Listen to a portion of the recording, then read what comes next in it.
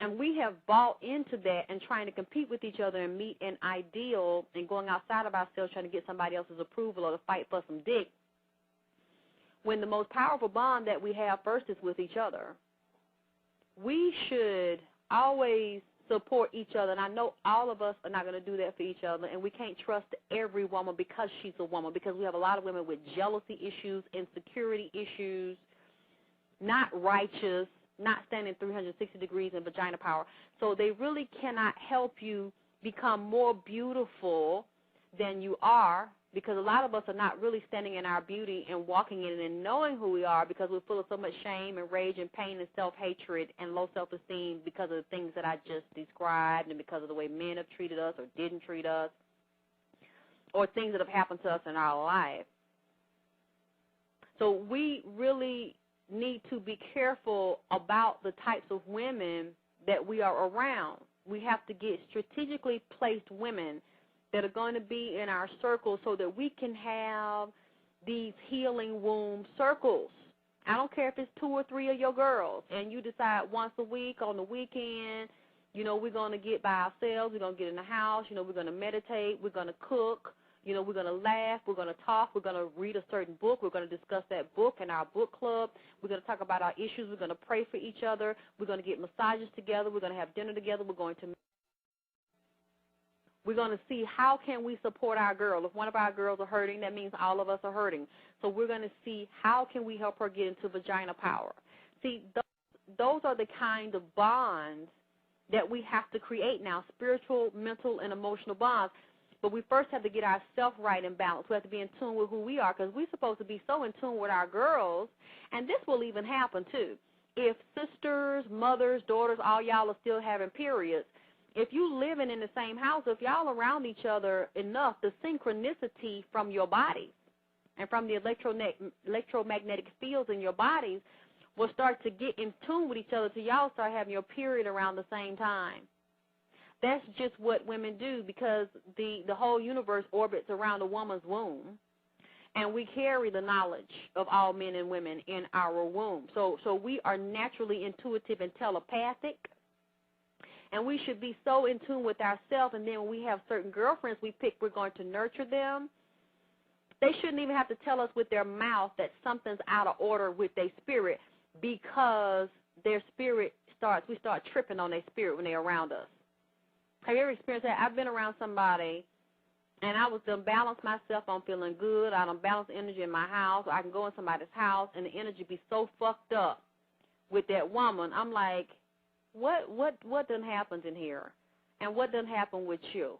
Because you can just sense the whole energy coming out of their forehead, coming off their body. It's fucked up, and you know something done went down with their man or their mama or some other kind of drama. Something done happened. That is how we're supposed to be with our girls. And it's sometimes, especially when we know that we got a woman dealing with a lot of drama, a lot of pain, and a lot of trauma, that when they're going through something, they should feel comfortable to come to you. And you should feel comfortable to go to her. And if you got friends around you that you know, and you do need to know this, because there are certain of your girlfriends you should never be that open with them, because you can't trust them. And they will take your business in the street. They don't really give a fuck about the shit that happened to you. They're just glad the shit ain't happened to them. Those are not the kind that I'm talking about. So you don't need to have them close to you anyway. But when you find the right core of feminine energy, women that might not be in vagina power, but they want to be in vagina power, so y'all are all working together in unison to bring each other to that higher state of awareness, those women should be able to come to you, and when they're in pain, be able to express themselves to you. And you know what? Every time somebody tells you their problem, that doesn't mean that you got to open your mouth and give them a solution.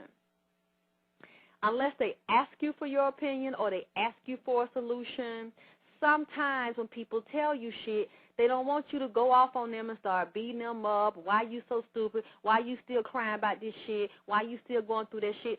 Sometimes it's a time and place for that. You got to know the balance for that shit.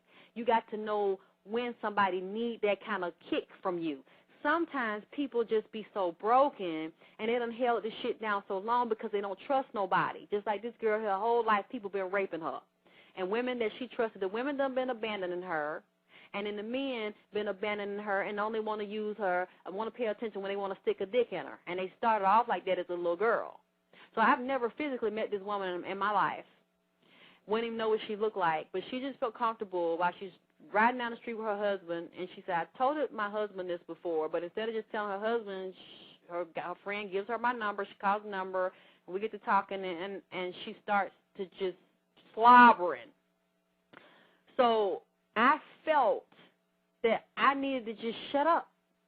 I needed to be quiet, and I was hungry as a motherfucker. I was so goddamn hungry and feeling woe out and shit, because I had told Mo earlier, I don't even want to do no show. I'm so goddamn hungry. She's like, yeah, you do sound woe out. Maybe you need to rest. So I'm trying to get me something to damn eat. I'm driving. It's raining down here. It's real foggy and shit. I'm like, I just need to get to some food. So while I'm trying to get to the food and I'm miserable and my head is killing me, she crying. So I'm like, well, I can't hang up the phone. I don't know her, so I really don't have to listen. But then I'm like, you know what? I'm going to listen to this.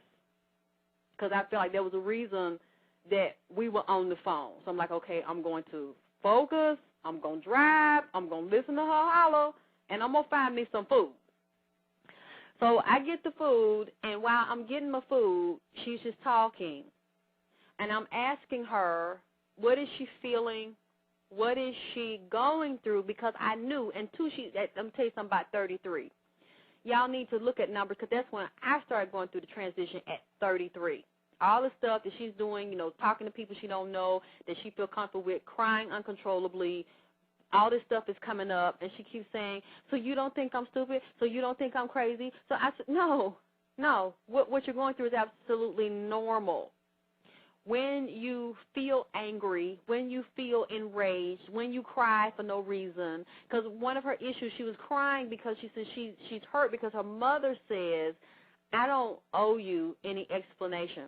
And she just moved from Atlanta, so her father was staying with her for a little while, and she told her father all the stuff she told me, and she asked him, so are you sorry for what happened to me and that you left me as a little girl? Don't you want to apologize? He said, no, I don't want to apologize to you. I don't owe you an apology for anything that happened to you. I didn't do anything wrong. I don't have anything to do with that, and then left her again. So she felt like all the men leave, and her mother and her father and her grandmother and her aunt, all of the women that were supposed to protect her, they're now telling her, you are so crazy, and you just make stuff up, and you have such a vivid imagination, or you don't remember stuff right. I don't want to talk about this. You're making my head hurt. Why don't you just get over it? Why you keep bringing stuff up from the past? Why don't you just move on? I don't want to deal with this. I don't even want to talk to you if you keep bringing up what you said I did or didn't do. And this is the little girl that was so heartbroken and so abused because she was fucked over and abandoned. That's who was crying on the phone, not the 33-year-old woman. That's what I'm trying to get you to see, and that's why I try to get her to see. Because she's sitting there crying. She thinks it's just her. I was like, yeah, it's not the grown you. You got the bigger body, but you're still caught in the 6-year-old little girl. And then she said, like, maybe earlier this year, the psychiatrist wanted to put her in a psych ward. So they always try to put her in a psych ward. I'm like, wait a minute.